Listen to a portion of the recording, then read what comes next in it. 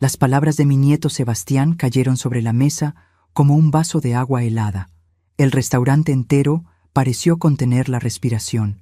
Vi cómo los comensales de las mesas cercanas desviaban la mirada, incómodos, mientras el eco de aquella frase cruel todavía flotaba en el aire. Abuela, come allá en el rincón. Estás babeando y ensuciando el mantel. Estás arruinando nuestro apetito. Tengo 68 años. Me llamo Isabel Delgado. Y hace 3 meses tuve un pequeño derrame cerebral que me dejó una secuela en el lado izquierdo de la cara. Nada grave, según los médicos.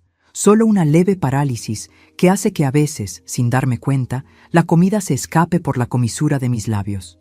Es algo que no puedo controlar.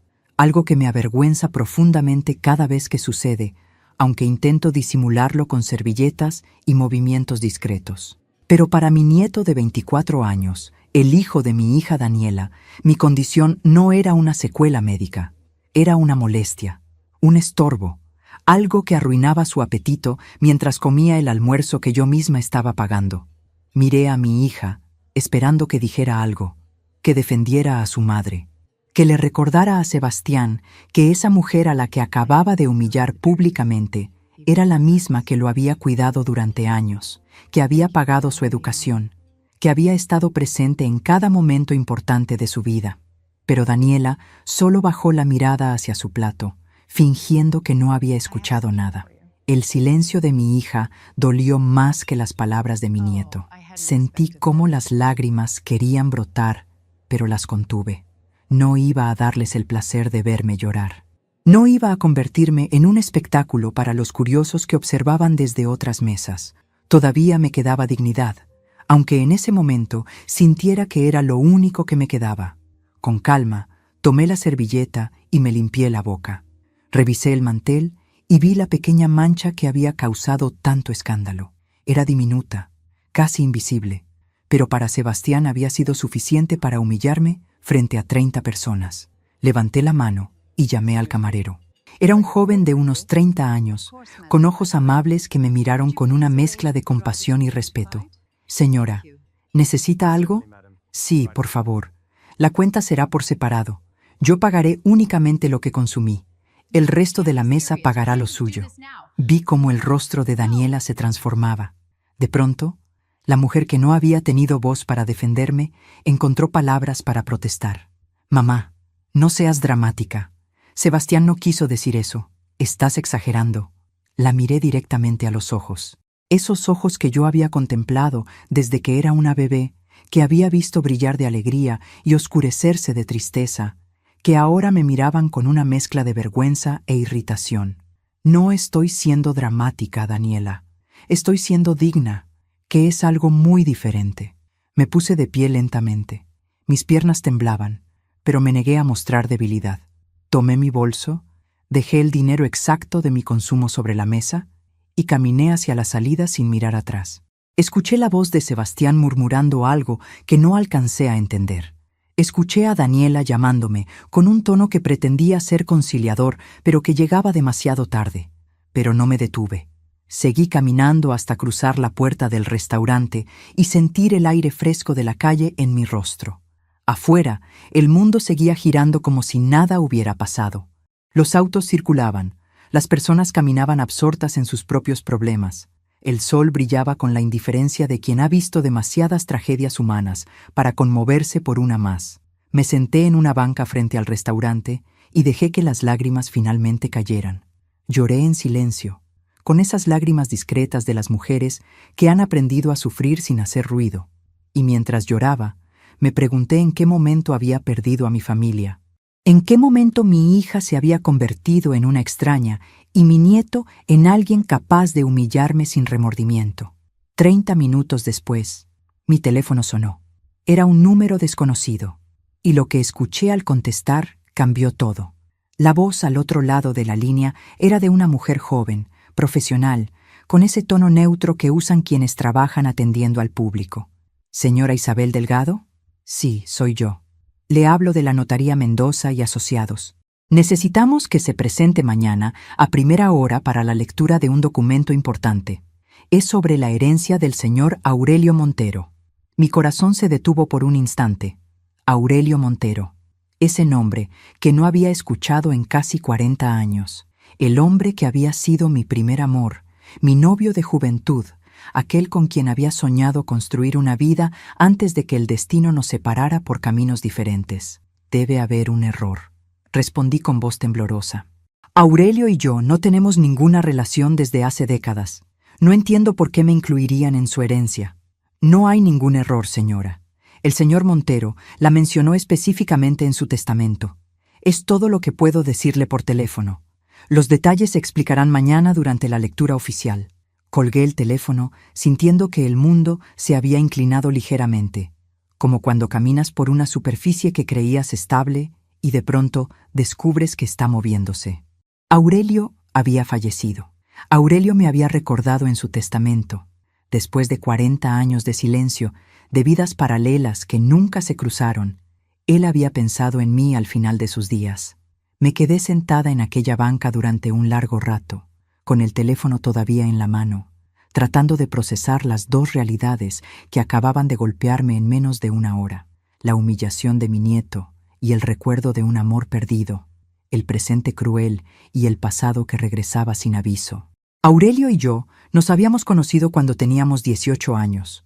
Él era estudiante de arquitectura, yo estudiaba para ser maestra. Nos encontramos en una biblioteca pública, ambos buscando el mismo libro, y ese encuentro casual se convirtió en 3 años de un amor que yo creía eterno. Hablábamos de casarnos, de tener hijos, de construir una casa con un jardín donde envejeceríamos juntos, pero la vida tenía otros planes. Su familia recibió una oportunidad de trabajo en otro país, y él tuvo que irse. Prometimos escribirnos, esperarnos, mantener vivo el amor a través de la distancia. Durante un año cumplimos esa promesa. Cartas que cruzaban océanos, palabras de amor escritas en papel que todavía guardo en una caja en mi armario. Pero poco a poco las cartas fueron espaciándose, los silencios crecieron, y un día dejamos de escribirnos sin que ninguno de los dos tuviera el valor de decir adiós oficialmente. 2 años después conocí a Ernesto, el hombre que se convertiría en mi esposo y en el padre de Daniela. Fue un buen matrimonio, estable y cariñoso, aunque nunca sentí por él lo que había sentido por Aurelio. Ernesto falleció hace 15 años, dejándome viuda y sola en una casa demasiado grande para una sola persona. Y ahora Aurelio también se había ido, y por alguna razón que no lograba comprender, había querido dejarme algo antes de partir. Regresé a mi casa caminando lentamente, sintiendo el peso de los años en cada paso. Las calles de mi barrio, tan familiares, me parecían extrañas esa tarde, como si el mundo hubiera cambiado sutilmente mientras yo estaba sentada en aquella banca, y ahora todo tuviera un matiz diferente. Al llegar a casa, encontré mi teléfono lleno de mensajes de Daniela. Algunos eran disculpas tibias, otros eran reproches por haberme ido sin pagar la cuenta completa, otros eran intentos de minimizar lo sucedido. Sebastián es joven, no mide sus palabras. Estás muy sensible últimamente, mamá. No puedes esperar que todos entiendan tu situación.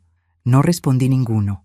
Me preparé una taza de té y me senté en el sillón de la sala, ese sillón donde había pasado tantas tardes solitarias desde que Ernesto murió.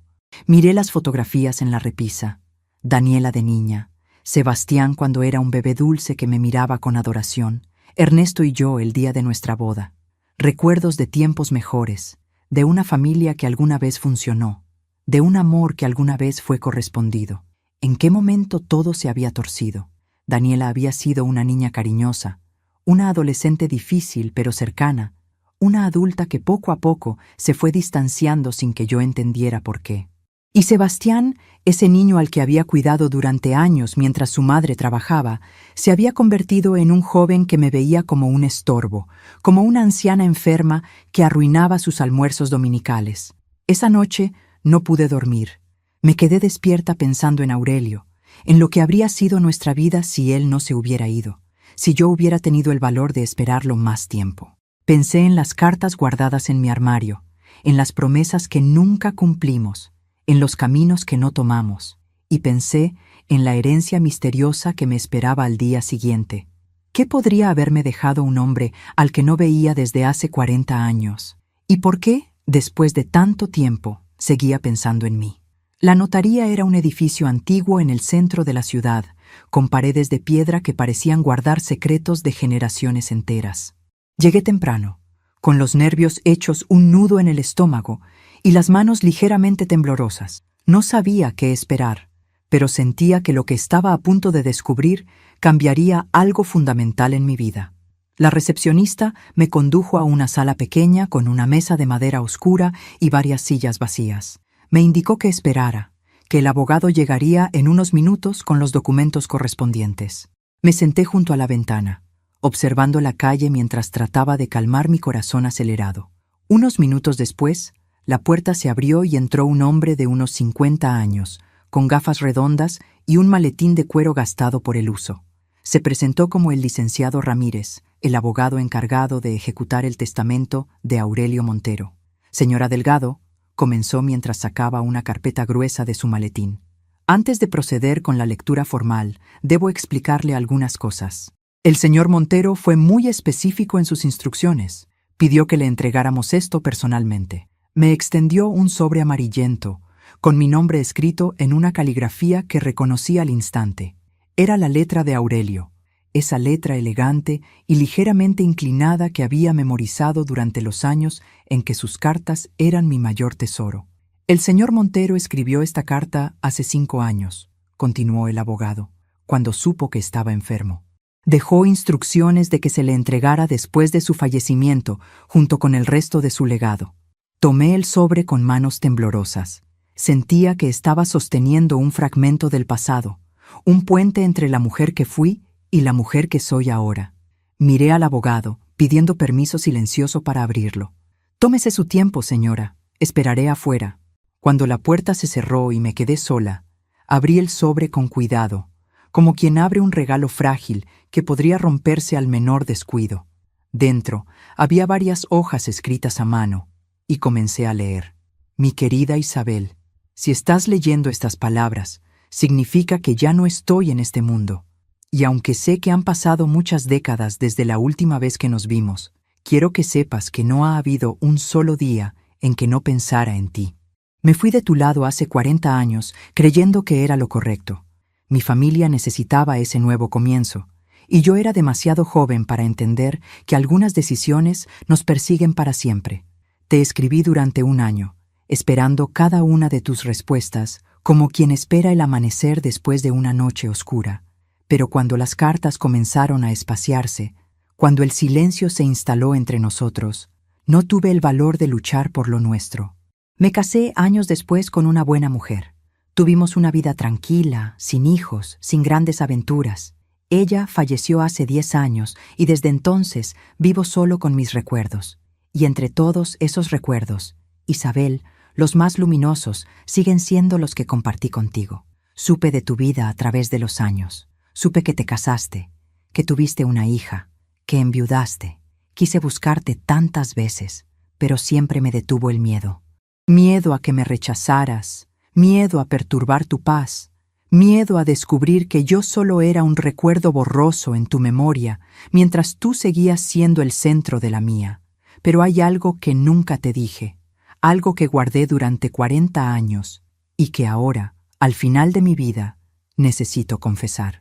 Las lágrimas comenzaron a caer sobre el papel, emborronando ligeramente la tinta.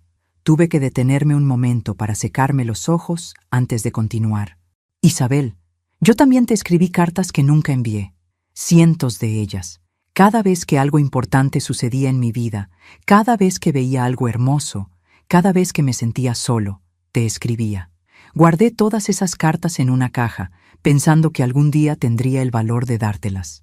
Ese día nunca llegó mientras vivía, pero ahora, a través de este testamento, te las entrego todas, junto con algo más que quiero que tengas.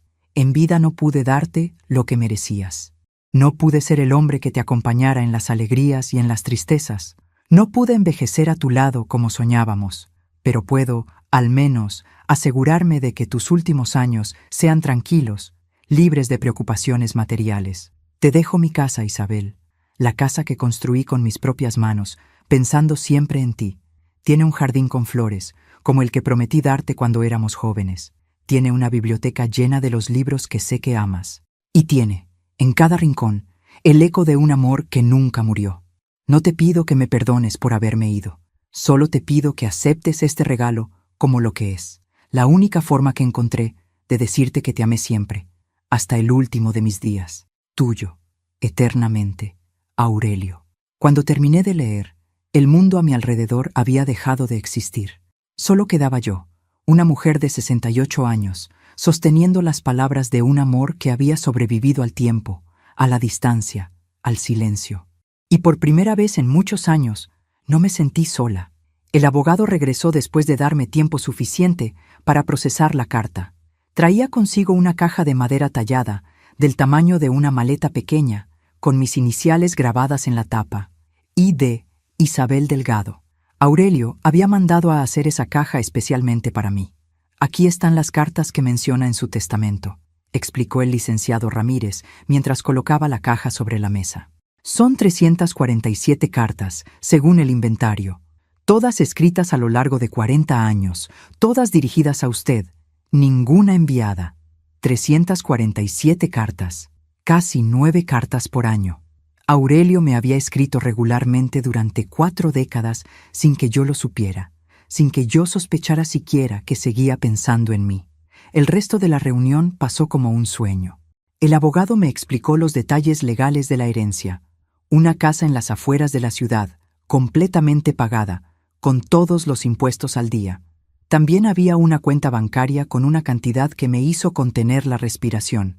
No era una fortuna extravagante, pero era suficiente para vivir con tranquilidad el resto de mis días sin depender de nadie. Firmé los documentos necesarios y salí de la notaría con la caja de cartas en mis brazos, abrazándola como si fuera un tesoro invaluable. Porque lo era. Era el testimonio de un amor que había existido en silencio, paralelo al mío, durante toda mi vida adulta.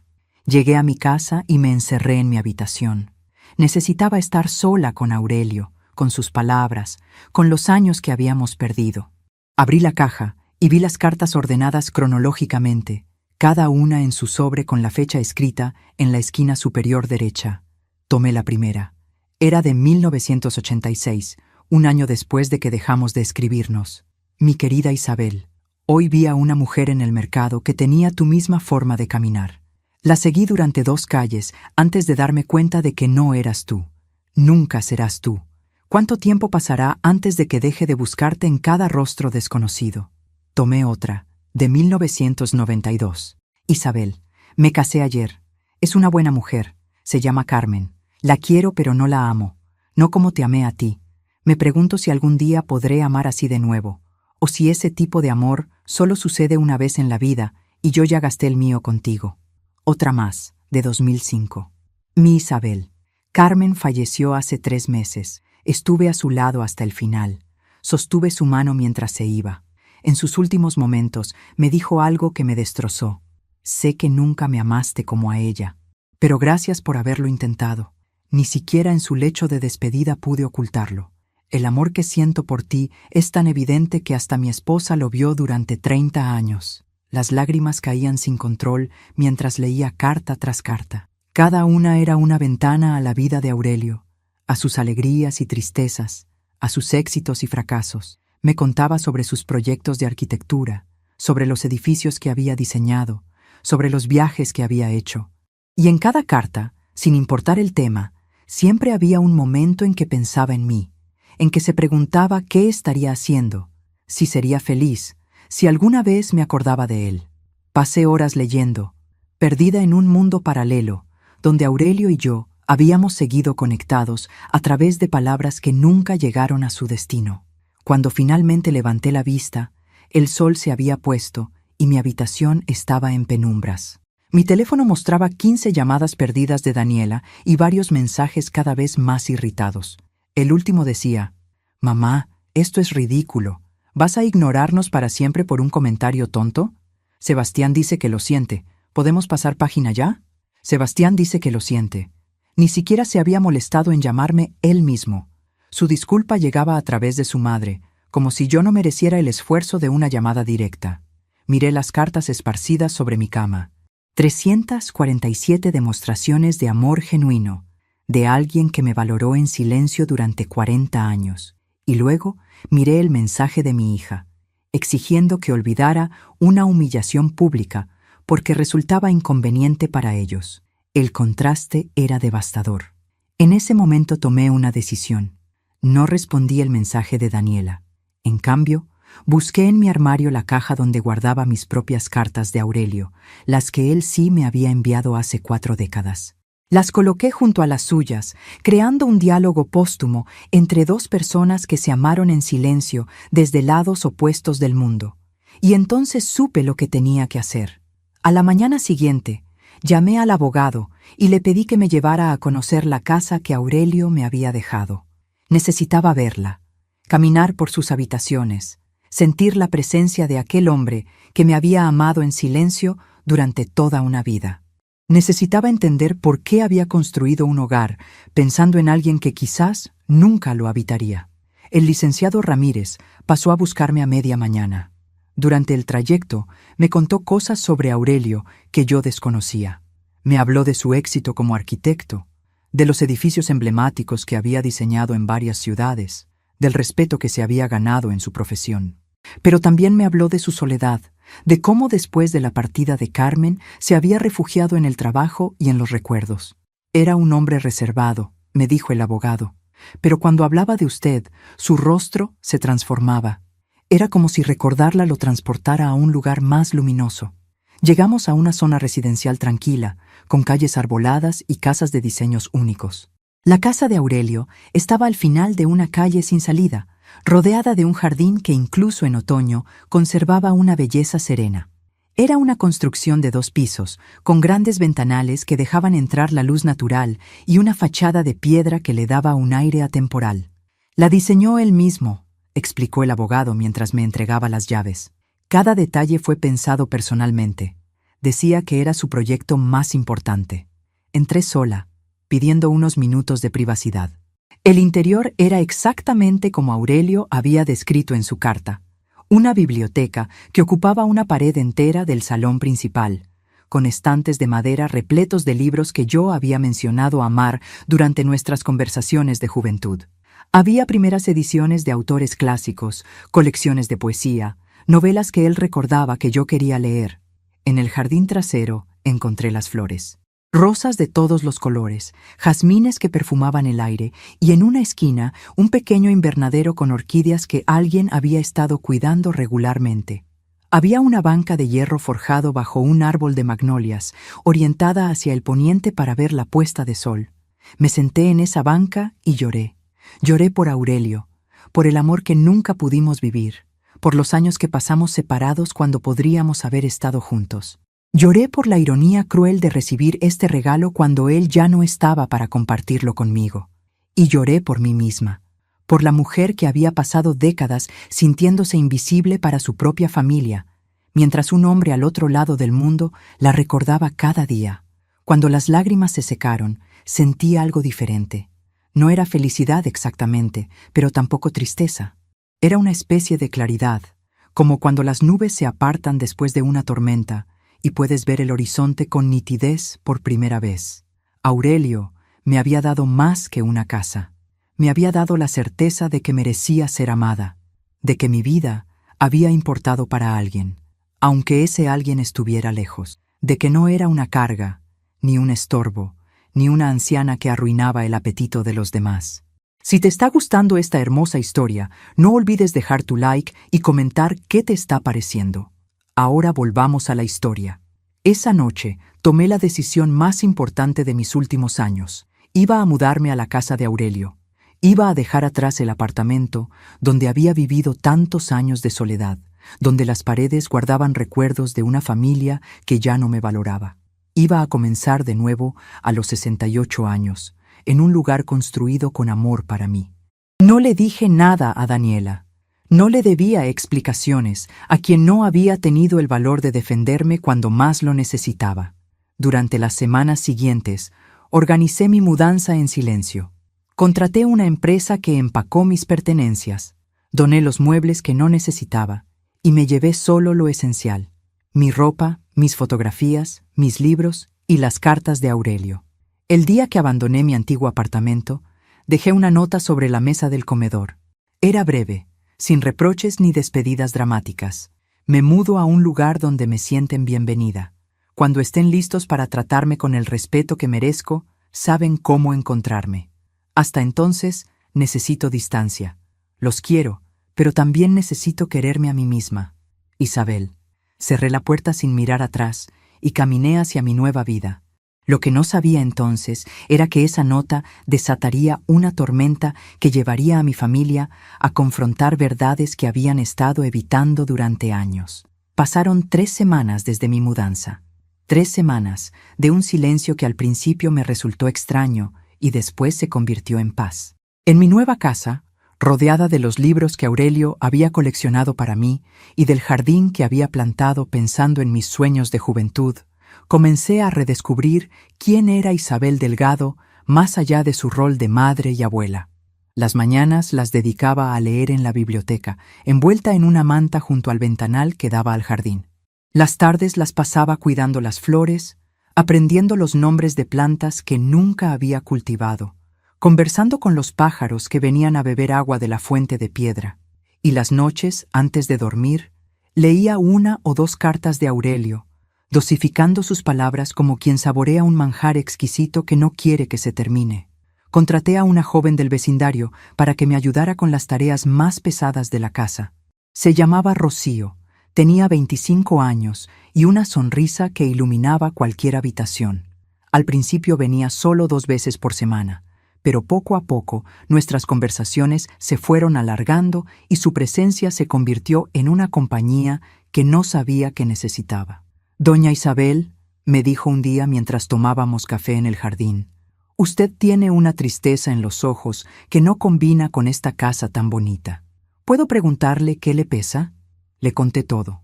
La humillación en el restaurante, el silencio de mi hija, la herencia inesperada, la decisión de alejarme. Rocío escuchó sin interrumpir, con esa paciencia que tienen las almas viejas atrapadas en cuerpos jóvenes. «Mi abuela pasó por algo parecido», me confesó cuando terminé. Sus hijos la trataban como si fuera un mueble viejo que estorbaba. Ella nunca tuvo el valor de hacer lo que usted hizo. Murió sintiéndose invisible en su propia casa, rodeada de gente que no la valoraba. Sus palabras me conmovieron profundamente.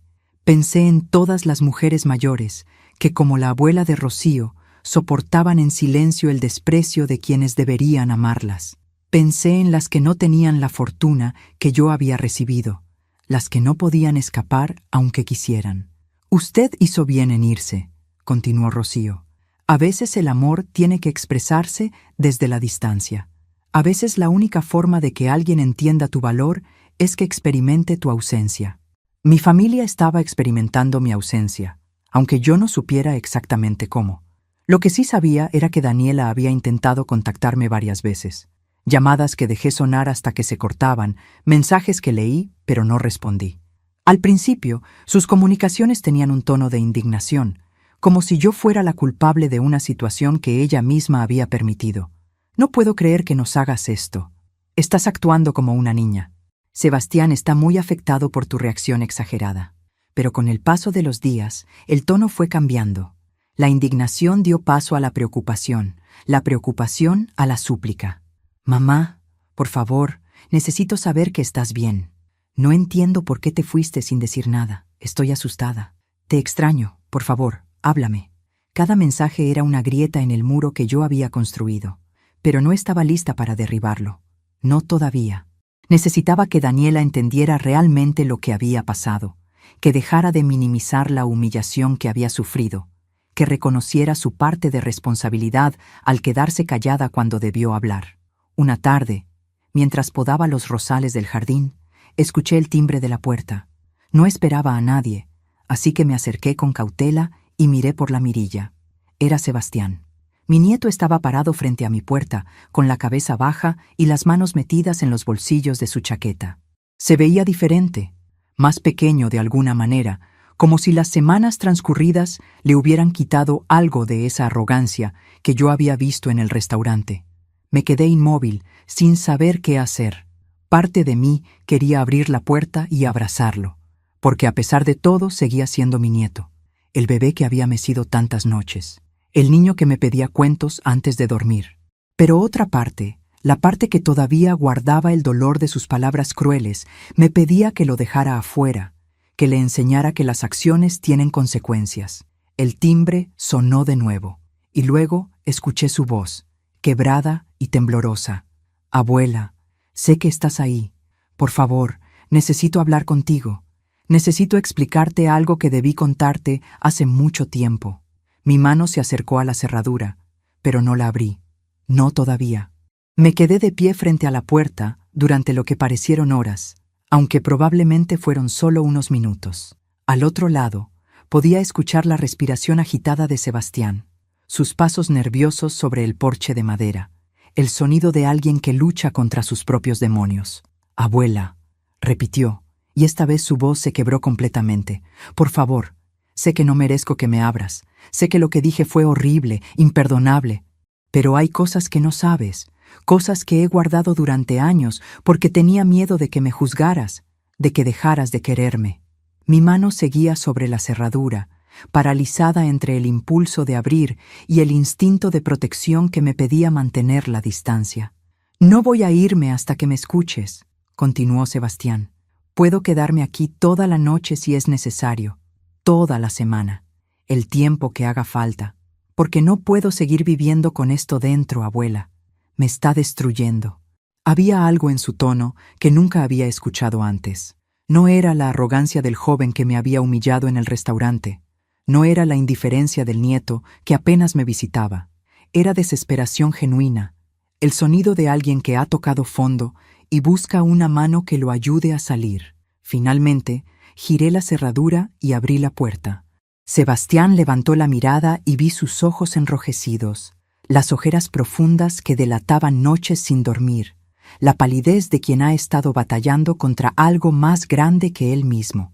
Se veía mayor de sus 24 años, como si las últimas semanas hubieran envejecido su alma, aunque su cuerpo siguiera siendo joven. «Pasa», dije simplemente, haciéndome a un lado. Entró con pasos vacilantes, mirando a su alrededor con una mezcla de curiosidad y asombro. Supuse que Daniela le había contado sobre la herencia, sobre esta casa misteriosa donde su abuela había decidido refugiarse del mundo que la había lastimado. Lo conduje hasta la sala y le indiqué que se sentara. Él obedeció en silencio, hundiendo su cuerpo en el sofá como si ya no tuviera fuerzas para sostenerse. Yo me senté frente a él, en el sillón junto a la ventana, manteniendo una distancia prudente. «Habla», le dije.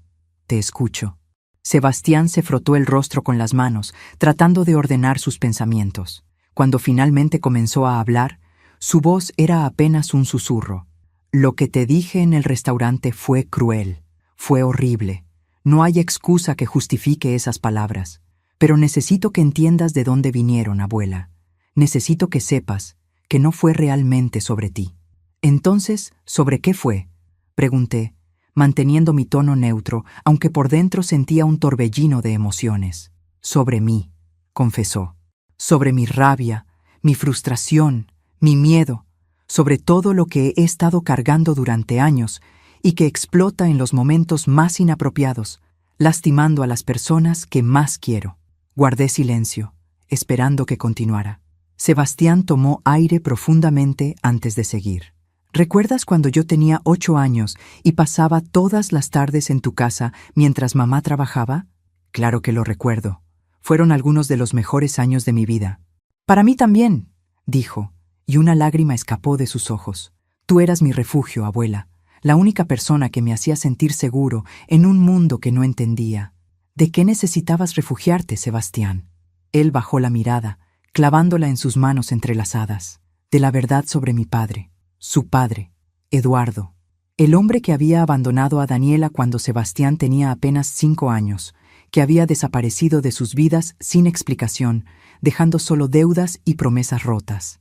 Daniela nunca hablaba de él, y yo había respetado ese silencio, asumiendo que era mejor no reabrir heridas que parecían cerradas». «¿Qué verdad?», pregunté suavemente. Sebastián levantó la mirada y vi en sus ojos un dolor antiguo, uno que había estado creciendo en silencio durante casi 20 años. Mamá siempre me dijo que papá se fue porque no estaba listo para ser padre, que nos abandonó porque era débil, irresponsable. Me crié odiándolo, abuela, odiándolo por habernos dejado, por hacerle daño a mamá, por no quererme lo suficiente como para quedarse. Asentí, recordando las veces que Daniela había hablado de Eduardo en esos términos, siempre con amargura, siempre con resentimiento. Pero hace 6 meses descubrí algo, continuó Sebastián. Estaba buscando unos documentos en el ático de mamá y encontré una caja escondida detrás de unas maletas viejas. Había cartas, abuela. Decenas de cartas que mi padre me había escrito a lo largo de los años. Cartas de cumpleaños, cartas de Navidad, cartas simplemente preguntando cómo estaba.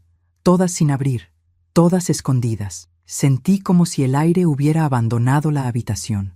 ¿Daniela había ocultado las cartas de Eduardo durante todos estos años?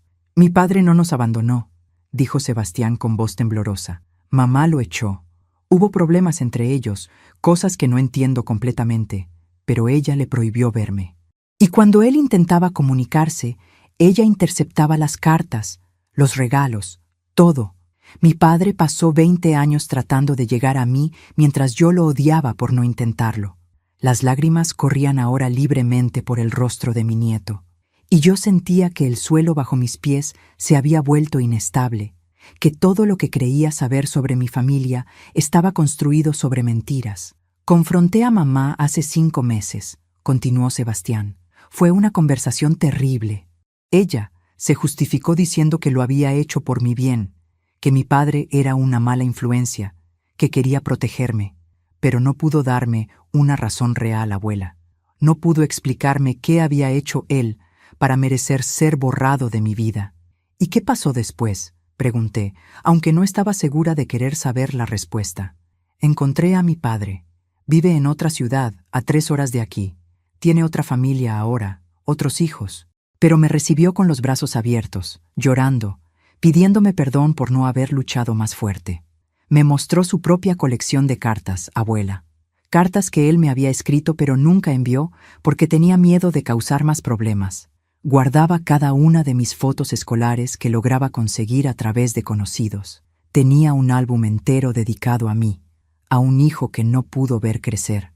El dolor en su voz era tan profundo, tan visceral, que sentí mi propio corazón romperse. Mi nieto había crecido creyendo que su padre no lo amaba, cuando la realidad era exactamente la opuesta. Desde que descubrí la verdad, no sé quién soy, abuela. No sé en quién confiar. Mi madre, la persona que debía protegerme, me mintió durante toda mi vida. Me robó la oportunidad de conocer a mi padre, de crecer sabiendo que él me quería. Y ahora estoy lleno de una rabia que no sé cómo manejar. Sebastián se detuvo, respirando con dificultad. El día del restaurante, mamá y yo habíamos discutido antes de llegar. Ella sigue negándose a admitir que lo que hizo estuvo mal. Sigue justificándose, sigue poniendo excusas, y yo estaba tan furioso, tan lleno de resentimiento, que cuando vi esa pequeña mancha en el mantel, su voz se quebró completamente. Te usé para descargar mi rabia, abuela. Te convertí en el blanco de una furia que no tenía nada que ver contigo. Dije cosas horribles, imperdonables, porque en ese momento quería herir a alguien. Quería que otra persona sintiera el dolor que yo estaba sintiendo. Y tú eras la más vulnerable, la más fácil de atacar. Se cubrió el rostro con las manos, sollozando como no lo había visto sollozar desde que era un niño pequeño.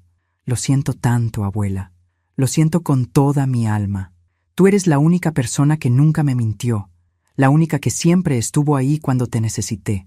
Y te pagué con crueldad, con humillación pública, con palabras que no puedo retirar aunque daría cualquier cosa por hacerlo. Me levanté del sillón y caminé hacia él. Me senté a su lado en el sofá y por primera vez desde aquella tarde terrible en el restaurante, toqué a mi nieto.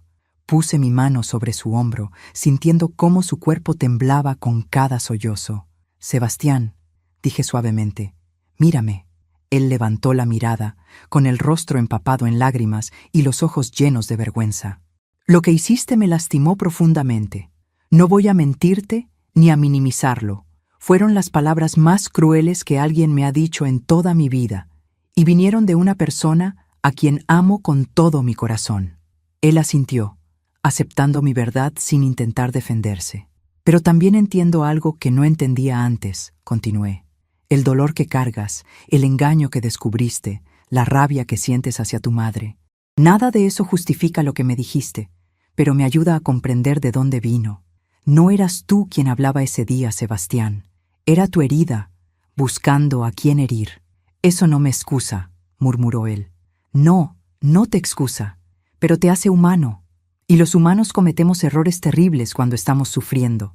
Lo importante no es no caer nunca. Lo importante es levantarse, reconocer el daño causado y trabajar para ser mejor. Sebastián me miró con una mezcla de esperanza y desconfianza, como si no pudiera creer que yo estuviera dispuesta a escucharlo después de todo lo que había pasado. ¿Puedes perdonarme, abuela? ¿Algún día? Tomé su rostro entre mis manos, igual que hacía cuando era pequeño y venía a mí con alguna pena. Ya te perdoné, mi niño. Te perdoné hace semanas, en la soledad de esta casa, mientras leía las cartas de un hombre que me amó durante 40 años sin que yo lo supiera. Aprendí que la vida es demasiado corta para gastarla en rencores, que el amor verdadero perdona, aunque el dolor siga presente. Él se derrumbó en mis brazos, llorando como no había llorado desde que era un niño, y yo lo sostuve, acariciando su cabello, susurrándole palabras de consuelo, siendo una vez más el refugio que había sido durante su infancia. Cuando finalmente se calmó, se separó de mí y me miró con ojos nuevos. ¿Qué hago ahora, abuela? ¿Cómo sigo adelante con todo esto? Primero, le dije, necesitas hablar con tu madre, no con rabia, no con acusaciones, con honestidad. Necesitan sanar esta herida juntos o los consumirá a ambos. Ella no escucha. Cada vez que intento hablar del tema, se cierra. Entonces escríbele. A veces las palabras escritas llegan donde las palabras habladas no pueden. Cuéntale cómo te sientes, qué necesitas de ella, qué esperas para el futuro. Dale tiempo para procesarlo. Sebastián asintió lentamente, considerando mi consejo. ¿Y con mi padre? Eso es algo que solo tú puedes decidir. Tienes la oportunidad de construir una relación con él ahora, de conocerlo como adulto, de recuperar parte de lo que perdieron. No será fácil. Habrá momentos incómodos y conversaciones difíciles. Pero el amor de un padre es un regalo que no deberías rechazar solo porque llegó tarde. ¿Crees que mamá algún día pueda aceptarlo? Suspiré, pensando en mi hija, en las decisiones que había tomado, en las mentiras que había construido. No lo sé, Sebastián.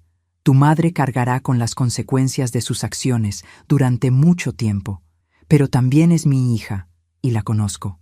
Debajo de toda esa terquedad hay una mujer asustada que creyó estar haciendo lo correcto, aunque se equivocara terriblemente. Dale tiempo, dale espacio. Y sobre todo, no dejes que su error defina tu relación con ella para siempre. Mi nieto se quedó en silencio durante un largo rato, procesando todo lo que habíamos hablado. Finalmente, se puso de pie y caminó hacia la ventana, mirando el jardín que Aurelio había plantado para mí. Esta casa es hermosa, abuela. ¿Quién te la dejó? Le conté entonces la historia de Aurelio, las cartas, el amor silencioso, la herencia inesperada. Sebastián escuchó con atención, y cuando terminé, me miró con una expresión que no supe interpretar. «Es increíble», dijo. «Ese hombre te amó durante 40 años sin que lo supieras. Te construyó una casa, te escribió cientos de cartas, guardó tu recuerdo hasta el último día. Y mientras tanto, las personas que teníamos la suerte de tenerte cerca, te tratábamos como si fueras invisible». «La vida tiene formas extrañas de enseñarnos lecciones», respondí. «Gracias, abuela, por escucharme, por perdonarme, por ser quien eres». Se acercó y me abrazó una vez más, un abrazo largo y cálido que sellaba nuestra reconciliación. «Ahora necesito que hagas algo por mí», le dije cuando nos separamos. «Lo que sea. Habla con tu madre. Dile que estoy bien, que estoy en paz, pero que necesito que ella también haga su parte. Necesito que reconozca lo que pasó en el restaurante, que entienda por qué me alejé. No como excusa, sino como primer paso hacia algo mejor». Sebastián asintió.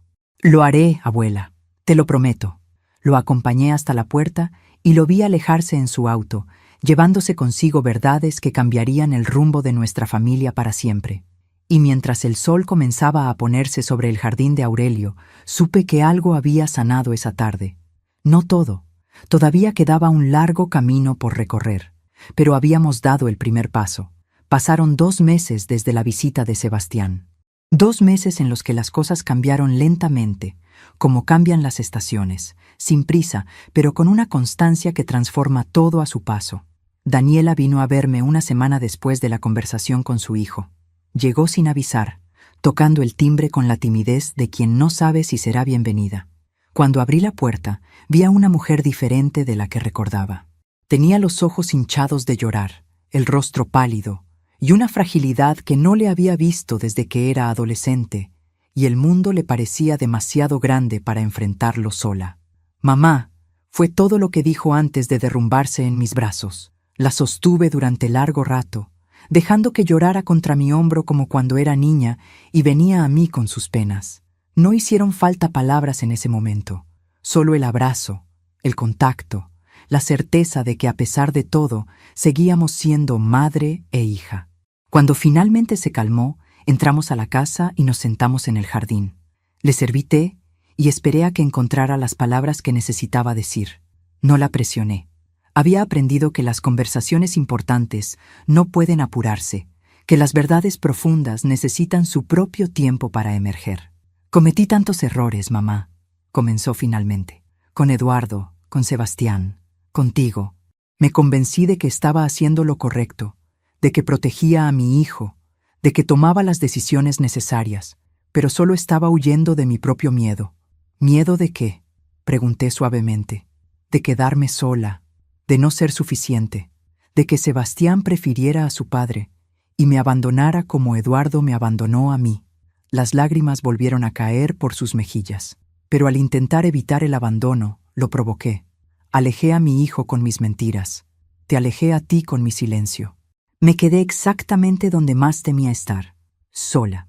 Le tomé las manos, esas manos que había sostenido cuando dio sus primeros pasos, cuando aprendió a escribir, cuando se convirtió en madre. «No estás sola, Daniela, nunca lo estuviste. Pero necesitas aprender que el amor no se retiene con mentiras ni con control. El amor se nutre con verdad, con confianza, con la libertad de dejar que las personas que amamos tomen sus propias decisiones». Hablamos durante horas esa tarde. Me contó cosas sobre su matrimonio con Eduardo que yo desconocía, sobre los problemas que enfrentaron, sobre las razones que la llevaron a tomar las decisiones que tomó. No justifiqué sus acciones, pero intenté entenderlas. Porque juzgar es fácil cuando no conocemos toda la historia, cuando vemos solo la superficie de las decisiones ajenas sin comprender las profundidades de donde nacieron. Daniela también me pidió perdón por el restaurante, por su silencio cuando Sebastián me humilló, por los años de distanciamiento gradual que habían erosionado nuestra relación. «Debí defenderte», admitió. «Debí decirle a Sebastián que estaba equivocado, que no tenía derecho a tratarte así. Pero me quedé callada porque tenía miedo de su reacción, de perder también a mi hijo, y al quedarme callada, te perdí a ti». «No me perdiste», le dije. «Estoy aquí, seguimos siendo familia. Pero necesitamos reconstruir nuestra relación sobre bases diferentes, con honestidad, con respeto, con la disposición de escucharnos, aunque lo que escuchemos no sea fácil de oír». Ese fue el comienzo de una nueva etapa. Los domingos recuperaron su significado. Sebastián y Daniela comenzaron a visitarme regularmente en mi nueva casa, trayendo comida, risas, conversaciones que antes evitábamos. No era perfecto. Había momentos incómodos, silencios que se extendían demasiado, heridas que todavía dolían cuando se tocaban sin querer. Pero estábamos intentándolo, y eso era más de lo que teníamos antes. Sebastián retomó la relación con su padre. Me contó que las primeras visitas fueron difíciles, llenas de preguntas sin respuesta y emociones encontradas, pero poco a poco fueron encontrando un ritmo, construyendo algo nuevo sobre las ruinas de lo que pudo haber sido. Eduardo incluso vino a conocerme, un hombre canoso con ojos tristes que me agradeció por haber cuidado a su hijo durante todos esos años. Daniela, por su parte, comenzó a ver a un profesional para trabajar sus miedos y su necesidad de control. No fue fácil para ella admitir que necesitaba ayuda, pero el amor por su hijo fue más fuerte que su orgullo. Lentamente, muy lentamente, la mujer que había sido comenzó a transformarse en alguien más abierta, más honesta, más capaz de aceptar sus errores sin derrumbarse. Y yo, en medio de todo esto, encontré una paz que no sabía que estaba buscando. Las cartas de Aurelio se convirtieron en mi compañía nocturna. Cada noche leía una o dos, saboreando sus palabras, conociendo al hombre que había sido durante los años que estuvimos separados. A través de sus cartas, viví aventuras que nunca tuve, visité lugares que nunca conocí, amé con una intensidad que creía olvidada. Una tarde de primavera, mientras plantaba nuevas flores en el jardín, Sebastián se acercó con una caja pequeña entre las manos. «Encontré esto entre las cosas del señor Montero que quedaban en el ático», me dijo. «Creo que era para ti». Dentro de la caja había un anillo sencillo, de oro, con una pequeña esmeralda engarzada, y una nota, para Isabel. «El anillo de compromiso que nunca pude darte. Úsalo si algún día decides perdonarme por no haber sido más valiente». Me lo puse en el dedo, sintiendo el peso ligero del oro, la suavidad de la piedra contra mi piel, y supe, con una certeza que trascendía la lógica, que Aurelio estaba en paz, que donde fuera que estuviera, sabía que su amor había llegado finalmente a destino. Hoy, mientras escribo estas palabras sentada en el jardín que él plantó para mí, rodeada de las flores que cuidó pensando en mis sueños, entiendo algo que me tomó 68 años aprender. La vida no se mide en los años que vivimos, sino en los momentos de conexión genuina que compartimos con otros. Los abrazos, las palabras sinceras, los perdones otorgados, los silencios rotos. Mi familia no es perfecta, nunca lo será, pero es mía.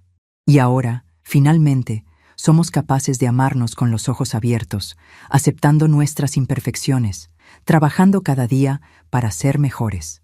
Aurelio me enseñó que el amor puede sobrevivir al tiempo y a la distancia.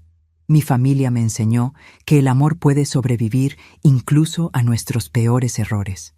Y yo aprendí que nunca es demasiado tarde para comenzar de nuevo. Fin. Gracias por acompañar a Isabel en este viaje. Si su historia te hizo reflexionar sobre tus propias relaciones, sobre los silencios que necesitan romperse o las verdades que esperan ser dichas, entonces, estas palabras cumplieron su propósito. La familia es imperfecta, pero es nuestra, y siempre vale la pena luchar por ella.